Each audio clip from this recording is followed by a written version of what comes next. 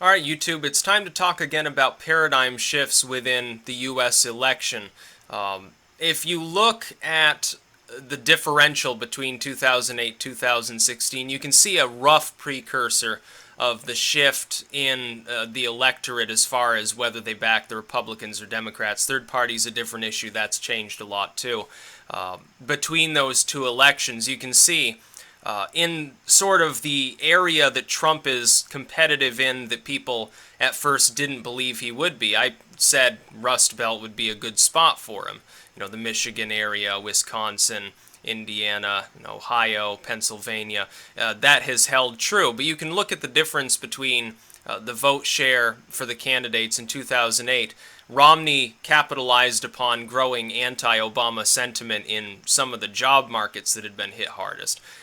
When he failed to generate a lot of the sort of blue-collar labor positions that had been lost there during the crash. A lot of those people, by the millions, abandoned Obama. Didn't give Romney the election, but it began back then, and it's gotten more prevalent now. The recovery in those parts of the country is not yet complete. But I think there's one poll here, even if it's an outlier, it's significant. Obama won the state of Rhode Island by more than 20 points in 2012. He had no problem. He didn't need to campaign there. Solid blue state. Hillary Clinton, according to one Emerson poll, and Emerson is generally considered to be, fairly good as a polling firm, shows Hillary Clinton ahead by only 3 points in the state of Rhode Island. Now, in order for this to be an outlier that makes sense, it would have to be off by about 15 points. If we're going to assume that there's no paradigm shift going on in that region of the country, in that urban corridor, Rhode Island, Connecticut, the New York City area down into New Jersey, essentially, which is an area which Trump capitalized on. He won those areas handily. He's an urbanite. He's a New Yorker. He has a lot of extra support there that most Republicans don't have. If they're from, some backwater in Kansas, nobody in New York really gives a fuck about them. Trump is a New Yorker, a New York tycoon. He appears to thus have an extra 10 to 15 points in some of these states. Hillary Clinton, in fact, is leading in states where she's leading by a smaller margin in almost every state than Obama over Romney. In states where Trump is leading, he has a significant edge above what Romney got. And it hasn't even come down to the debates yet. If this continues to hold true, Trump will win the election. He will be the next president of the United States. The only thing at this point standing in his way would be an extremely poor debate performance or some major gaffe. Otherwise, he's already won the election, especially when you consider there's always the possibility of additional leaks, on top of the one WikiLeaks is already promising to at least tease before the first debate and then release before November. There could be another Guccifer 2.0 leak. That appears to have had some effect. We saw the presser that Hillary Clinton held very briefly after the attack in New York. She looked absolutely run down. She looked completely and utterly exhausted. It doesn't, if you're going to come out, my advice, if I had to give advice to Hillary Clinton, I'd say, wait till you're well rested. Okay, you're a couple hours late responding to something. Better to keep people wondering than to prove that you're a tired old woman.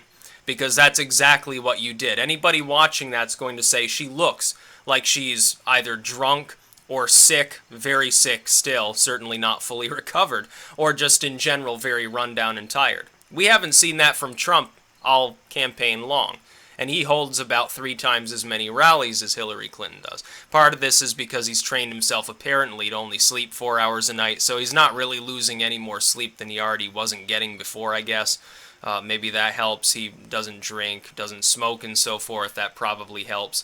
He's, presumably on the healthy side. But, no, it's not looking good for Hillary Clinton. Trump is leading, in states where he is already leading. He's leading by a substantially higher margin than Romney won by. In Iowa, certainly he's, 7-8 points ahead. I think Romney won it by 4 or 5. He's probably about tied in Colorado again. Romney lost by a couple of points. In Florida, it couldn't be more pronounced. He's ahead by 6 or 7 points there. It came down to a very small margin of votes. Romney lost it, but by less than a point. It looks like Trump's going to carry Florida easily. Ohio, Indiana, same thing. A lot of the states that were estimated to be up for play, one of the things that people were saying a month ago, and I consistently said that they were wrong, and now it's proven I was right all along. Again, kudos to me. I'm going to toot my own horn for something there that nobody else within the lamestream media certainly saw. Some YouTubers saw it, bloggers saw it, Facebook admins saw it, all of the tech literate people saw it. Why can't the people in the fucking mainstream media see it? Or these people that say, oh, I've got a crystal ball projection built on all these algorithms. I can see the future. Oh, I know how the election's going to go. And yet they never saw that Indiana would slowly filter out of in-play status, or Missouri. They're no longer marking Missouri as in-play. They're no longer marking most of these sites as being in play for Arizona. Certainly not for Utah. They had them in play for a while. Georgia, too. The same with, again, possibly Virginia on the other side. It's possible that Hillary Clinton has locked down enough support there to maintain the state of Virginia. Pennsylvania, not sure yet. Advantage Clinton, but she's still only leading by a small margin. An unimpressive margin compared to what Obama won it by. Certainly in 2008 and to a great extent in 2012. I think she's a couple points behind where he was in 2012. At this point, I would say there is a less than 50-50 chance that Pennsylvania swings to the Republicans. I would say it's more likely Wisconsin and Michigan would. Of course, Obama won Michigan by 8 or 9 points. He won Wisconsin by, I believe, 7 to 8 points, somewhere in that ballpark. So Clinton is, again, 3 or 4 points behind on almost every possibly competitive state, to the point at which a lot of states that for, a month or two before the election in 2012, they were no longer considered on the table. The Republicans were out of reach. They couldn't really get them, like Michigan, like New Mexico. They're in play right now. As opposed to the other side, where not only are all of the safely Republican states still safely Republican, but you can add to that at this point probably Iowa, certainly Indiana. It's a no-brainer at this point. Ohio increasingly looks like this. Florida increasingly looks like this. He's tipping the balance in North Carolina. And then you have this poll out of Rhode Island, of all places, showing that, yeah, Rhode Island could in theory be in play. Now, it should make sense. Trump is an urbanite candidate. He's not some hayseed religious tard from the middle of the cornfields. He's an urban tycoon. He's also a centrist on fiscal issues. He's not a far-right conservative on most of these issues. It's actually a breath of fresh air. He's not making stop the gays, stop the abortions a platform of his campaign, which is something Romney tried and failed to do. He didn't woo over enough evangelicals because they knew that he was a multi-billion-dollar business tycoon, and so it came off as inauthentic. Trump said, oh, to hell with this. And Trump also is doing one other very wise thing over Romney. Romney tried to pretend he wasn't rich. He tried to pretend, oh yeah, I'm just like you, look at my hairy arms and, I got dirt all over me, I'm just a working man. Then he goes back to his car elevator in his 30-bedroom home. Trump doesn't pretend that. He flaunts his wealth. He says, yeah, I'm rich. That's because I'm successful. They ask him, oh, well, why are some of your shirts made in Mexico? Oh, well, the U.S. jobs market is fuckery, and the tax situation here is fuckery. That's why I'm campaigning to change it, because I should be able to make my shirts in the U.S. and make a profit. And it's working, honestly. That message is working. One thing that Trump needs to be very careful of is not to get rope-a-doped into insulting Hillary Clinton at the first debate. He needs to let her attack first. He needs to rope-a-dope her and get it in on his terms. He needs to lure her in. Now, he's already done this. I have hope that he will, because he's already done this. You'll notice that around the time that Hillary Clinton gave her Reno speech, Trump went completely silent as far as insulting people, and only recently has he kind of insulted a few people other than like Hillary. He's going after a few of his political foes here and there on Twitter, but he's not making any major campaign statements about it. Hillary Clinton, meanwhile, she holds the Reno speech. She attacks the alt-right. Her poll numbers go down. She tries to attack Trump with the basket of deplorables thing in a fundraiser. The audio and video get released. People don't react well. Her poll numbers go down. We've got her health problem questions, her polls go down. She's still attacking things now, probably her polls go down. It's to the point where it boils down to the formerly adult-seeming candidate, the candidate that a slim minority of the population supported primarily because she seemed more calm, less aggressive, and more mentally stable and coherent, no longer seems like that. And that slim 2 or 3% of the voting public, increasingly I can see filtering over to the Trump campaign. He did this to Rubio. He already did it to Marco Rubio in the primary. She should have seen this coming. It's a much smaller proportion in a general election, because some of those people are partisan anyway.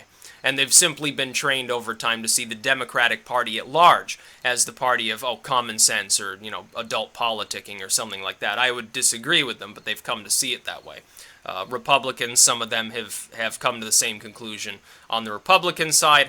But for those who are more issue-based, but who still maintain that core belief of, well, I want the less scary candidate, increasingly for them, even if they're a small proportion of the population, maybe 2 or 3 points of the voting public, they're beginning to migrate over to Trump. And that's probably the capstone to how Trump gets elected, barring, major victory at the debate that shoves her down further. Nothing else happening in the race, that would be the thing that wins the election for him. His fans are already energized. They're going to come out in droves. Hillary probably will lose a point or so because of lower turnout. That's number one. Number two, some late-breaking independents. They've been leaning heavily towards Trump. It's almost unthinkable that they won't lean at least a little bit towards Trump. The late breakers, that is, when they go to vote. Some of these people will. That's like maybe 1/4 of a point, 1/2 a point in some of the competitive states at most. But that tips a few of the states in his favor when you combine it with that other voting bloc. That would tip North Carolina his way, certainly.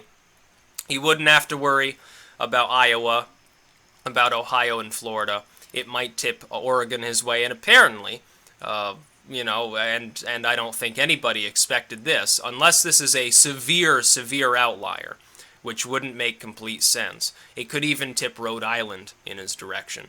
And that would end Hillary Clinton's campaign.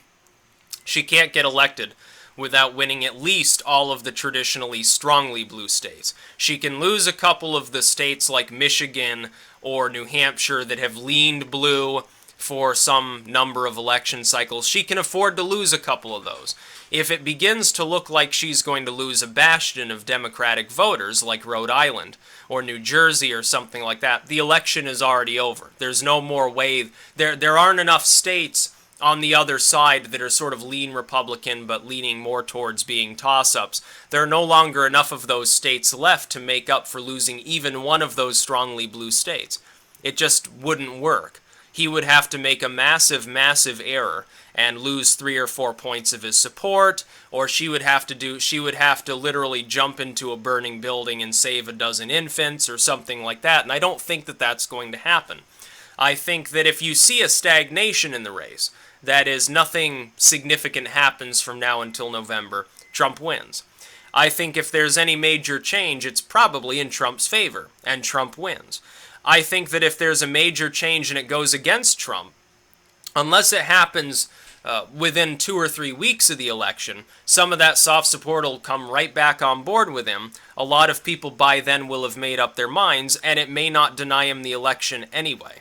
He could still lose it. It's still within the realm of possibility that Clinton becomes the next president of the United States. And I hate it when people say that I've predicted a Trump win. I'm saying there is a far greater chance of a Trump win.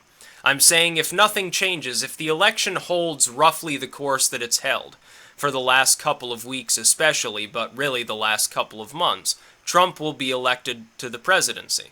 But there's no guarantee that that will happen. I also see a pattern emerging in the polling, and I believe that around the time of the election, Trump will be peaking, most likely. Hillary will be in a slough, and he will be cresting above her in general polling. But here's the kicker. Even Nate Silver said, and he's no Trump fan, he's obviously hoping that the Democrats win. He's trying his best to skew his numbers just a little bit and analyze things as though Trump had a great disadvantage. For instance, he's got Trump down right now, at below 40% chance of winning the election, despite several of the most recent polls showing him ahead in the general polling, ahead in a number of swing states that he wasn't supposed to ever be competitive in, or nearly tied with Clinton with the wind at his back. Now, even if he's going purely in a mathematical fashion, even he pointed this out. If the polls look like this in a week, the Democrats should be nervous. I would agree. But the Democrats should be nervous that somebody like Hillary Clinton, who supposedly was a shoo-in, who was rigged into the position that she's in, running against somebody that she classes as, the DNC classes as, the President Obama classes as, and all of his foes class as the weakest Republican candidate in the history of the party, who's going to utterly schism it and destroy it and rip it apart and turn it into the next Nazi party. She is still arguably now tied or slightly behind Trump. And I think that that's not going to change before November. You've got to realize, a couple more weeks and it's October. You're getting down to the wire. In less than 2 weeks, we have the first presidential debate. What do you think's going to happen at the first presidential debate? It might be a snooze fest, honestly. And I expect it to be more low-key than certainly Trump's debates during the Republican primary. But Clinton, for the first time, is going to have a debate opponent that's actually willing to call out her bullshit. And that's going to be a problem, because if she attacks him, she only further turns off those who flocked to her in the first place because they thought she was the common sense candidate, the calm candidate, the less, risky candidate, and so forth. I don't see her offering any significant proposals that she hasn't already offered. They obviously fell on deaf ears since she's tied with or behind Trump at this point. Meanwhile, he's slowly rising. And in many of these states, you got to realize, some of these states he was behind 15 points a month ago.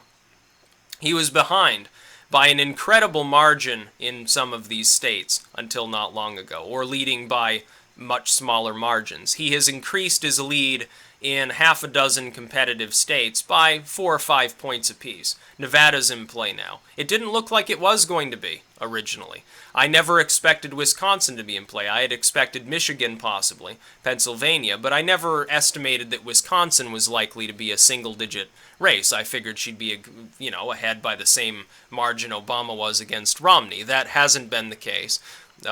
In truth, Trump is already completely decimating expectations, with a great expectation of higher turnout, a significant advantage among independent voters, stealing the business Democrats, Jill Stein siphoning the youth and Johnson too away from Clinton, as well as probable lower turnout for Clinton as opposed to Obama in either race he was in. All of these things added together along with at least one more significant additional leak, and it spells a significant proportion of chance would be that this is going to be a disastrous election for Hillary Clinton. It's not going to go in her favor. I expect her at this point to lose. I would say if I was a betting man, I'd be betting everything on Trump winning the election. That being said, it's not certain. Anyone getting cocky or making up some map. I put a map on 4chan earlier. Someone said, oh, bullshit, Stick said he wasn't going to make a map. I was the one that posted that. You've got to understand, me putting a provisional projection based on as the race appears now is not some final prediction of, okay, I want it on record, these are the states I think go in either direction. I will do that within a week of the election being held. Until then, anything that I do is provisional.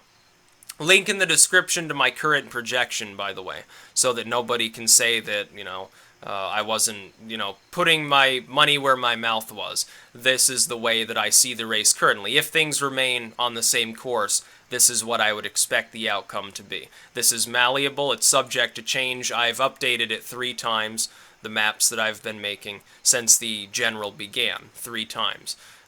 So keep that in mind. It will probably change from this to some other, semblance before the election is actually held. But I do expect Trump has a significant advantage going into November. If he's really only behind by 3 points in Rhode Island, it's basically over for Clinton already, honestly. That's about all. Peace out.